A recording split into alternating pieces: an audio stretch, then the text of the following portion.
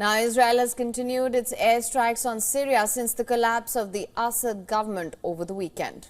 Now, in the latest, the Israeli military has released footage showing what it says are strikes on Syrian fighter jets, helicopters, surface-to-air missile launchers, and weapons manufacturing sites. Israel has said its incursions into the buffer zone is a temporary and limited measure to ensure its security. But the UN calls Israel's moves a violation of the 1974 deal between the two countries. Secretary General Antonio Guterres' spokesperson has said that he is deeply concerned by the extensive violations of Syria's sovereignty and territorial integrity. Now, the UN humanitarian agency has said that over 1.1 million people have been newly displaced across Syria since the escalation of hostilities on November 27th. But displaced Syrians are returning home after the fall of the regime. At the Lebanon border, trucks, buses and cars with displaced Syrians were seen passing the Masna crossing between Lebanon and Syria.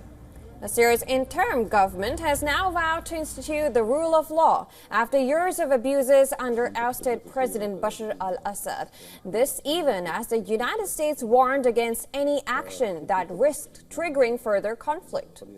U.S. Secretary of State Antony Blinken has also told Turkish President Recep Tayyip Erdogan that Syrian civilians need to be protected after the government's fall.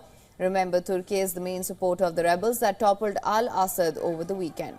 Now, the top U.S. diplomat met for more than an hour with Erdogan at a lounge at Ankara Airport. The U.S. State Department has said that Blinken reiterated the importance of all actors in Syria respecting human rights. Turkey, on the other hand, has emphasized its security concerns over a Kurdish-led force that Washington backs. Blinken has said that the Kurdish-led SDF is critical to blocking Islamic State resurgence in Syria. Meanwhile, Jordan will host a Syria crisis summit over the weekend with participation of foreign ministers from numerous Western and Arab nations. Oman's foreign ministry said that the Saturday summit will discuss developments in Syria and will include top diplomats from Turkey and the United States, along with the EU's foreign policy chief and the UN envoy for Syria. Now, amid the instability, Pakistan has evacuated over 300 Pakistani nationals from Syria. A Pakistani bureau chief, Anas Malik, has told us that the nationals were evacuated via Lebanon through a special flight, and Pakistan's ambassador in Lebanon saw them off.